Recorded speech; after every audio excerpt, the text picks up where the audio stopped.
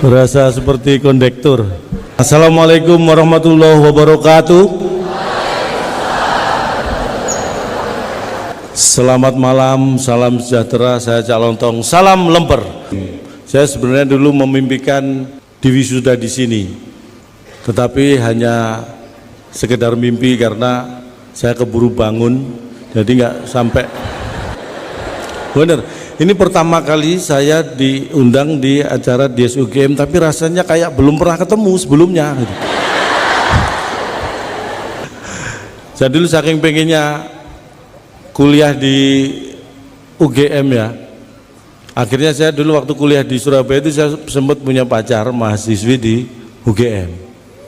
Bener, boleh tepuk tangan buat mantan saya. Dia di peternakan dulu, peternakan, tapi saya ada yang dari peternakan, ada, tapi saya nggak sampai 2 semester, akhirnya kita putus karena saya sering mendapat masukan dari teman-teman, jangan pacaran sama anak peternakan, memang anaknya pendiam, diem tahu-tahu bertelur katanya gitu. Saya jadi takut. Makanya dengan alasan itu akhirnya kita berpisah.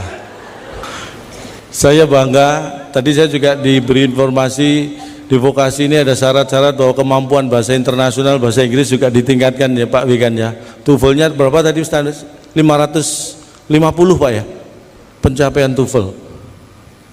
Saya dulu, wah, nanti Anda minder kalau saya sampaikan ya, karena saya bukan nggak bisa bahasa Inggris, saya cuma ingin menunjukkan betapa cintanya saya pada Indonesia.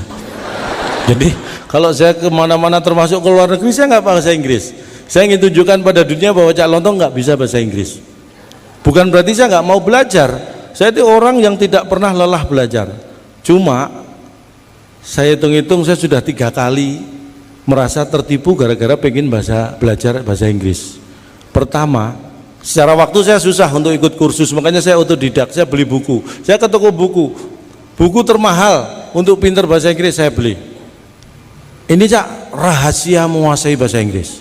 Saya beli, saya buka sampai rumah, kosong, nggak ada isinya. Saya protes, ini katanya rahasia menguasai bahasa Inggris kok nggak ada isinya. Loh, namanya juga rahasia Cak. Nah, kalau ditulis nanti rahasianya bocor gitu. Sekali tertipu tidak menyurutkan semangat saya belajar. Saya minta lagi yang lebih mahal. Ini ada Cak, lebih mahal, nggak apa-apa. Belajar bahasa Inggris kilat. Saya beli. Saya sudah curiga, saya intip, oh ada tulisannya. Saya bawa ke rumah, bener ada tulisannya. Mulai halaman pertama sampai terakhir, tulisannya apa? Flash. Loh, jadi bahasa Inggrisnya kilat itu flash. Saya hanya tahu bahasa Inggris kilat, kata yang lain nggak tahu saya bahasa Inggrisnya. 2 kali tertipu, tetap semangat. Balik lagi saya. Sekarang gini deh, yang paling mahal buku biar pinter bahasa Inggris mana di sini? Kalau ini mahal ya, nggak masalah, saya beli. 30 menit lancar berbahasa Inggris. Saya beli dan ini yang akhirnya terbukti. Karena sampai di rumah dalam waktu 30 menit saya lancar bahasa Inggris. Menit ke 31 nggak bisa lagi. Lancarnya tuh Pak cuma 30 menit. Tahu gitu kan saya irit-irit ngomongnya ya kan. Ketawanya menghina Bapak. Kalau ketawa bareng itu saya bangga gitu. Tapi kalau ketawa telat gitu malah terhina saya. Ini pengalaman saya ya. Awal-awal dulu saya tampil di depan banyak orang seperti ini. Yang saya takutkan itu hanya satu. Saya takut kalau nggak ada orang yang tertawa. Itu awal-awal. Saya takut kalau nggak ada orang yang tertawa. Tapi ternyata dengan berjalannya waktu dan pengalaman, lebih menakutkan ada suara tertawa tapi nggak ada orangnya. Saya kembali ke pengalaman saya. Saya sampai mana tadi cerita? Ini nggak ada yang bisa mengingatkan. Kan padahal kita hidup ini untuk saling mengingatkan. Terus hidup Anda gunakan untuk apa kalau mengingatkan? Saya ingin sampaikan, saya bangga. Mungkin 3 atau 4 bulan yang lalu saya dikirim mewakili Indonesia, ada diskusi negara ASEAN di Kuala Lumpur. Saya dikirim, saya nggak tahu siapa yang ngirim, tiba-tiba saya di sana. Jadi di diskusi negara ASEAN ini yang perlu kita pikirkan bersama, bahwa kadang-kadang, bukan kadang-kadang, banyak delegasi negara ASEAN lain yang sudah memandang Indonesia dengan sebelah mata. For example, ada 4 contoh. For example,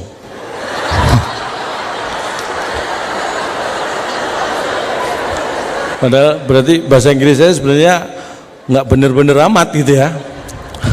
Sebagai contoh, ketika diskusi tiba-tiba ada wakil dari delegasi Malaysia, bukan waktu itu, dari Vietnam. Delegasi Vietnam mempermasalahkan prestasi sepak bola Indonesia. Kita harus tepuk tangan ya, ini di SEA Games Indonesia masuk final sepak bolanya, tepuk tangan buat Garuda Indonesia.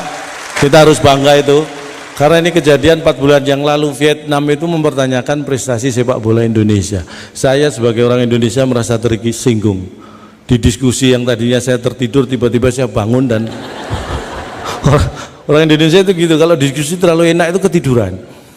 Saya emosi. Vietnam itu merdekanya aja duluan kita daripada Vietnam. Dia mempertanyakan prestasi sepak bola kita. Saya katakan, di seluruh dunia, bukan hanya di ASEAN, seluruh dunia tidak boleh ada yang sombong soal sepak bola dengan Indonesia. Sebutkan negara mana? Brasil 5 kali juara dunia, silahkan. Jerman 4 kali, boleh, nggak ada yang larang. Prancis 3 kali, silahkan. Tapi Brasil pernah kalah dari Jerman. Jerman juga pernah kalah dari Prancis. Prancis sering kalah dari Brasil. 3 juara dunia hebat pernah saling mengalahkan, tapi dari 3 juara dunia belum satu pun bisa mengalahkan timnas Indonesia. Berarti yang paling hebat siapa? Timnas Indonesia.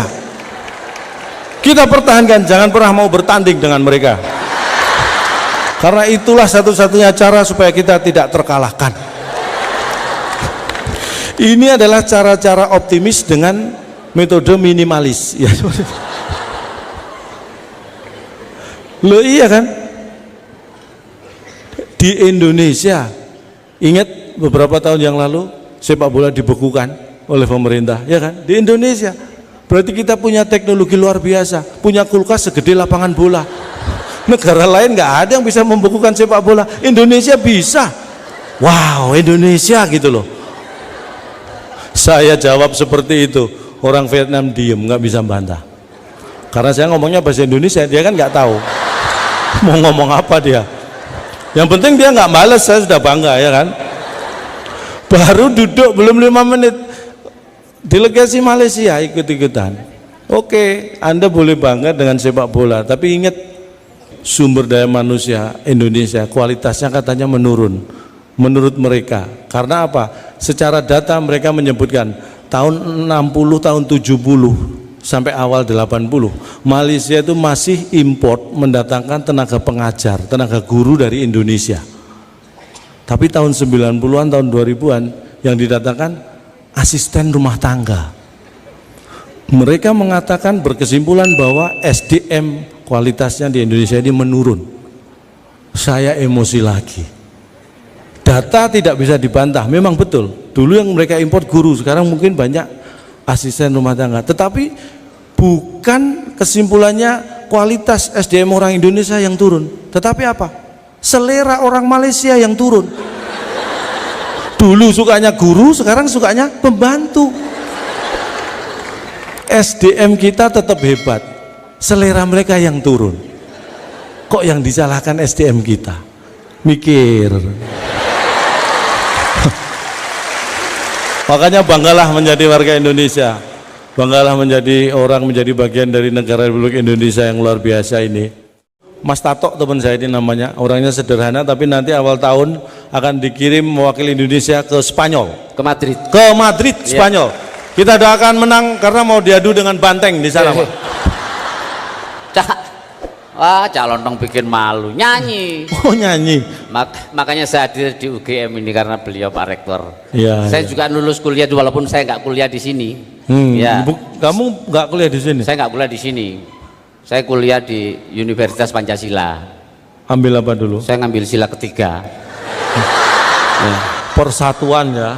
Ya. Spesifik kamu ya. Luar biasa. Iya, Cak. Begitu saya sebelum lulus kuliah sudah diajak menikah sama sarjana lulusan UGM. Weh, ya, Iya. kamu nggak bisa kuliah setidaknya Ya, ada punya sarjana pasangan lulusan UGM lewat. Saya nggak mau. Kenapa? Loh, dia lulusnya tahun 70, Cak. Udah tua banget, Cak. Lulusnya kamu sebutin dulu harusnya tahunnya. Iya, tuh. Lagian Belajar itu memang benar, semangat belajar harus Betul. Wah, belajar itu kan agama mengajarkan belajar itu dari mulai lahir sampai akhir hayat. Betul. Terus belajar. mulai lahir sampai liang lahat Iya. sampai akhir hayat, benar. Kakek saya itu umurnya 95. Masih belajar, Cak. 95 tahun. Oh, belajar terus. Luar biasa loh, Iya. hebat. Belajar apa waktu itu? Sekarang belajar jalan di rumah tuh. Kalau itu habis terkena stroke toh, itu bukan. Lu kan belajar juga. Ya itu memang mau nggak mau harus berjalan. Memang apa pencetak sarjana-sarjana apalagi ini sekolah vokasi ini ya, wah bakal tenaga-tenaga ahli semakin banyak. Ya betul. Saya kepingin seperti ini. Anak Maksudnya? saya susah diarahin, coba. Maksudnya? Anak saya yang SMP kelas 1. Padahal sudah saya sekolahkan di SMP luar negeri.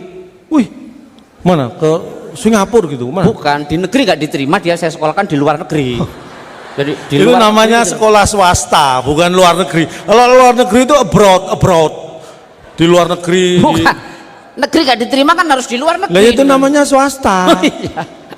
Bandel, Cak, minta ampun. Ya memang harus dididik. Wah.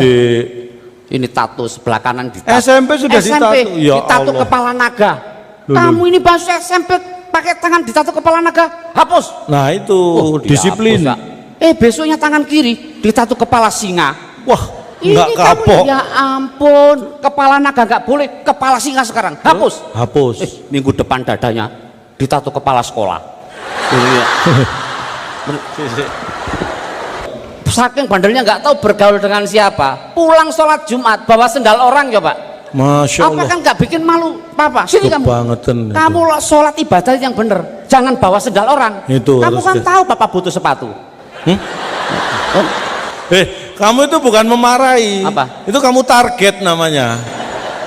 Kalau bisa pesen yang ukuran 46 ya. Aku malah order ya Cak Londang itu. memang mendidik itu hal yang tidak mudah. Benar, Kamu mendidik iya. anak aja, apalagi di sekolah vokasi UGM Iya. ini tugas dekan, tugas rektor mendidik mahasiswa segini banyaknya itu, makanya kita tepuk tangan buat beliau-beliau. Ya. Tapi sekarang setelah saya didik, wah, Hebat. sekarang lagi kuliah di pertanian. Nus, Wes, ambil pertanian. Sudah bisa mengawin silangkan tanaman. Eksperimen. Eksperimen, Cak. Apa aja? Ini tebu, kelapa sama singkong ini dikawinkan. Jadi apa? Kolak. Ini kok enggak. Coba kamu cek. Itu kayaknya bukan kuliah di pertanian, tapi di tata boga. Kalau itu ke anak saya yang masih SMA aja sudah hebat juga. Masa? Buah-buahan, Oh, babuan. jeruk sama pisang Dikawinkan? Dikawin silang. Jadi apa? Oh nggak jadi, orang tuanya nggak setuju. Jadi Suruh kawin lari ya kalau bisa aja.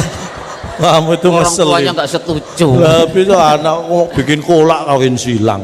Kalau saya ini memang orang perikanan, jadi saya dari Akademi Perikanan Sidoarjo. Jadi kalau soal ikan saya paham. Paham? Loh, Nah, sebutkan. justru saya lulus kuliah sebutkan, itu. pengen dapat sepeda nggak? Sebutkan. Malah kayak Pak Jokowi. Bagi justru setelah saya kuliah perikanan saya tahu ternyata ada ikan yang sangat dianjurkan untuk tidak dikonsumsi.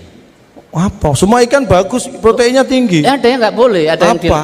ikan nila. Kok bisa? Gara-gara nila setitik rusak susu sebelahnya. Sebelahnya. Dua hal yang hari ini saya syukuri. Ya. Yang terakhir ini waktu habis tadi. Ya, ya. Yang pertama, Nah. kling m-banking sudah lunas tadi. Jadi kita akan lanjutkan lagi Ya. pertunjukan yang luar biasa. Iya. Mungkin hanya di sini saya bisa menghibur. Kalau ada kata-kata yang salah mohon dianggap benar. Selamat malam. Wassalamualaikum warahmatullahi wabarakatuh.